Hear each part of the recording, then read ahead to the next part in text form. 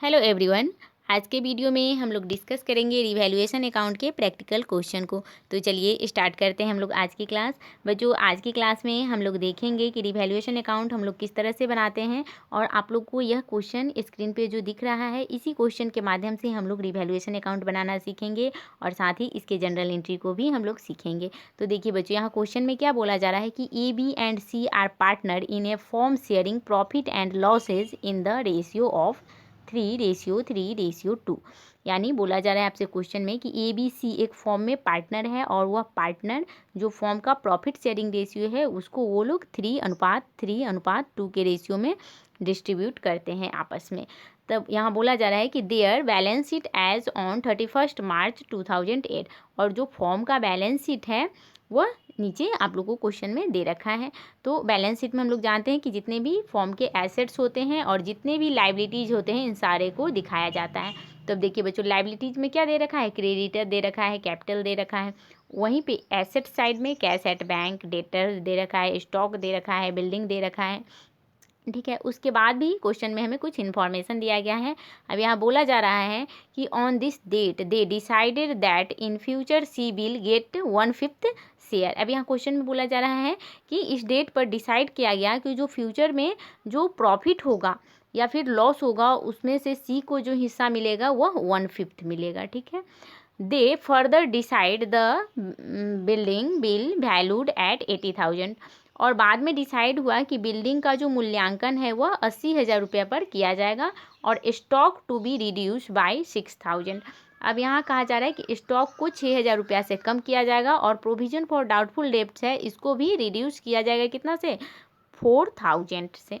ठीक है, तो हम लोग को क्वेश्चन में यह इन्फॉर्मेशन दिया गया है। उसके बाद हम लोग से क्वेश्चन में बोला जा रहा है कि pass the journal entry in the book of the firm regarding the revaluation of assets and prepare revaluation account. तो यहाँ हमसे क्वेश्चन में पूछा जा रहा है कि आप रिवैल्यूएशन अकाउंट को बनाइए और साथ ही उसके जनरल एंट्री को भी दिखाइए। ठीक है, तो अब हम लोगों ने रिवैल्यूएशन अकाउंट के जो इसका प्रीवियस वीडियो था, मैंने उस वीडियो में आप लोगों के साथ डिस्कस किया था कि हम लोग रिवैल्यूएशन अकाउंट में कि कौन कौन से आइटम को दिखाते हैं, और साथ ही हम लोगों ने यह भी डिस्कस किया था कि रिवैल्यूएशन अकाउंट को एक संस्था को बनाने की आवश्यकता कब होती है, रिवैल्यूएशन अकाउंट क्या होता है। तो अगर आप लोगों ने उस वीडियो को नहीं देखा है तो आप लोग जाकर उस वीडियो को देखिए, ताकि जब आप लोग यह क्वेश्चन सोल्व करें तो उस वीडियो से आपको इस वीडियो में काफ़ी ज़्यादा मदद मिलेगी। ठीक है बच्चों, तो देखिए मैंने उस वीडियो में मैं थोड़ा सा समरी में बता देती हूँ कि मैंने उस वीडियो में क्या पढ़ाया था। तो मैंने आप लोगों के साथ डिस्कस किया था कि रिवैल्यूएशन अकाउंट में हम लोग जो एसेट्स होते हैं या फिर लाइबिलिटीज़ होते हैं, तो जब फॉर्म का पुनर्मूल्यांकन किया जाता है तो उनके एसेट्स और लाइबिलिटीज़ में कमी वृद्धि होती है। इसी कमी वृद्धि को हम लोग रिवैल्यूएशन अकाउंट में दिखाते हैं। और जब एसेट्स के मूल्य में, ठीक है, यानी फॉर्म के एसेट्स के मूल्य में यदि वृद्धि हो रही है यानी इंक्रीज हो रहा है, तो हम लोग रिवैल्यूएशन अकाउंट में इसे हम लोग क्रेडिट साइड में दिखाएंगे। यदि एसेट्स के मूल्य में कमी हो रही है तो इसको हम लोग रिवैल्यूएशन अकाउंट के डेबिट साइड में दिखाएंगे। और साथ ही जब लाइबिलिटीज़ में, अब देखिए बच्चों, एसेट्स तो हम लोगों ने समझ लिया, अब हम लोग देखेंगे लाइबिलिटीज़। यदि लाइबिलिटीज़ साइड में यदि कमी हो रही है तो यह संस्था के लिए एक अच्छी बात है, तो इसको हम लोग क्रेडिट साइड में दिखाएंगे। और वहीं पे यदि लाइबिलिटीज़ में क्या हो रही है, वृद्धि हो रही है, तो ये संस्था के लिए क्या है कि एक तरह की हानि है, तो इसे हम लोग डेबिट साइड में दिखाते हैं। ठीक है, इस बात को मैंने आप लोगों के साथ पहले ही डिस्कस कर चुकी हूँ। तो अभी हम लोग इस क्वेश्चन को बनाएंगे तो और भी ज़्यादा क्लियर हो जाएगा। तो देखिए बच्चों, यहाँ पे क्वेश्चन हम लोग बनाएंगे। अब हम लोग क्या करेंगे कि रिवैल्यूएशन अकाउंट का पहले हम लोग फॉर्मेट बना लेंगे। तो इस साइड क्या होता है, डेबिट होता है, और फिर इधर क्रेडिट हो जाएगा। और हम लोग अब देखेंगे कि स्टॉक 6,000 रुपया, इसको हम लोग कहाँ से लिखे हैं। तो देखिए बच्चों, यहाँ पे क्वेश्चन में हम लोग को क्या दे रखा है, यहाँ पे जो बैलेंस शीट है इसमें स्टॉक तो दिया गया है कितना, 50,000, लेकिन यहाँ पे जो नीचे स्टॉक का मूल्य है इसको क्या बोला गया है कि stock to be reduce by 6,000, यानी 6,000 रुपया से कम हुआ है इसका मूल्य। तो इसका मूल्य में जब कमी आती है, एक तरह से स्टॉक क्या है, संस्था के लिए एसेट्स है, तो एसेट्स में जब कमी आएगी तो रिवैल्यूएशन अकाउंट में इसे हम लोग डेबिट साइड में दिखाएंगे और 6,000 को दिखाएंगे। तो देखिए बच्चों, रिवैल्यूएशन अकाउंट में हम लोग स्टॉक को 6,000 दिखाए हैं, ठीक है। उसके बाद देखिए बिल्डिंग, अब बिल्डिंग कहाँ है हम लोग का, तो देखिए बच्चों बैलेंस शीट में बिल्डिंग का मूल्य कितना दिया गया है 60,000, और नीचे हम लोग को जो क्वेश्चन गिवन है इसमें बिल्डिंग का मूल्य कितना है 80,000 दिया गया है। यानी बिल्डिंग का जो बुक वैल्यू है वह तो 60,000 है, लेकिन उसका रीइशू वैल्यू है वह 80,000 रुपया है। यानी बिल्डिंग के मूल्य में क्या हुई है, वृद्धि हुई है। और कितने की वृद्धि हुई है, 20,000 रुपये की वृद्धि हुई है। तो हम लोग जानते हैं कि जब एसेट्स के मूल्य में वृद्धि होती है तो रिवैल्यूएशन अकाउंट के क्रेडिट साइड में हम लोग दिखाते हैं। तो बिल्डिंग को हम लोग रिवैल्यूएशन अकाउंट के क्रेडिट साइड में दिखाएंगे और 20,000 जो अमाउंट है इसको लिखेंगे। तो देखिए बच्चों यहाँ पे मैंने लिखा है कि बिल्डिंग अकाउंट 20,000 रुपया हो गया। उसके बाद प्रोविजन फॉर डाउटफुल डेब्ट्स, अब देखिए बच्चों यह क्या है, यह एक तरह से लाइबिलिटीज़ है।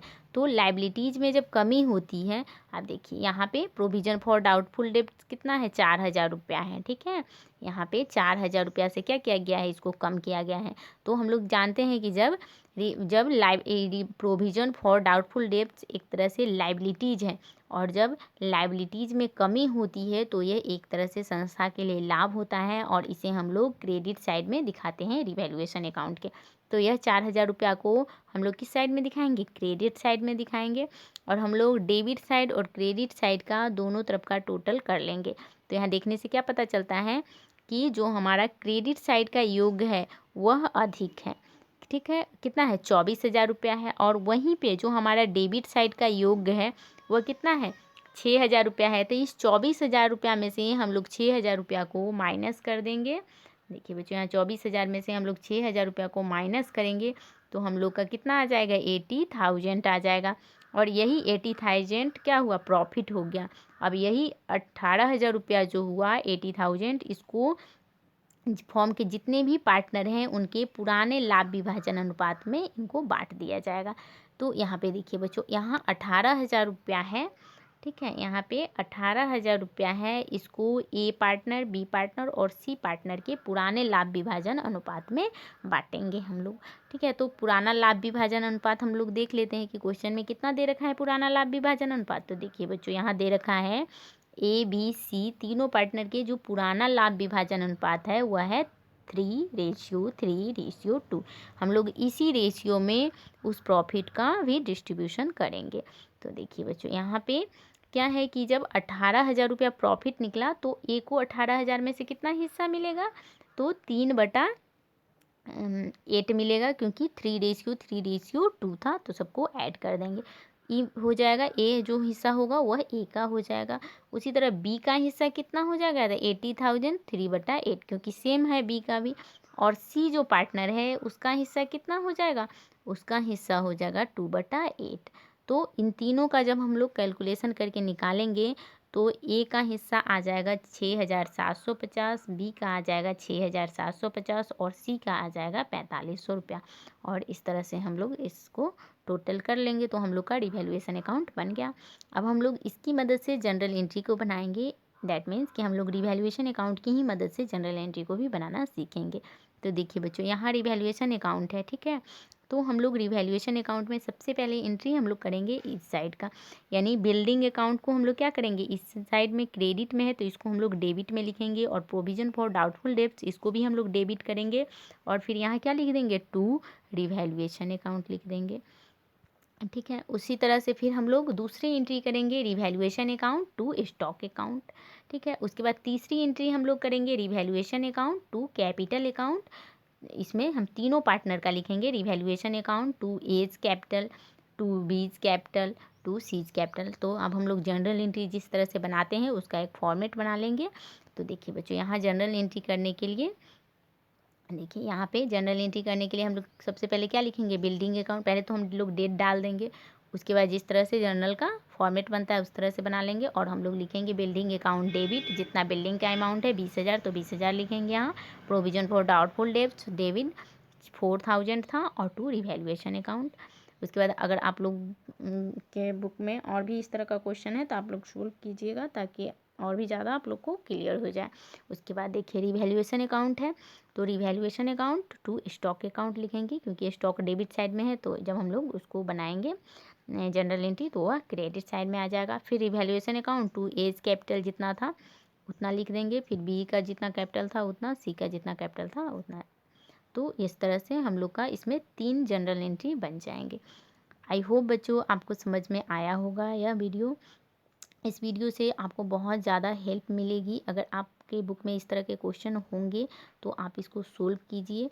अगर आपको कहीं भी डाउट है तो आप कमेंट सेक्शन में लिखिए, मैं पूरी कोशिश करूँगी कि आपके डाउट को क्लियर करूँ। तो आज के वीडियो में इतना ही, अब हम मिलेंगे नेक्स्ट वीडियो में, तब तक के लिए थैंक यू वेरी मच।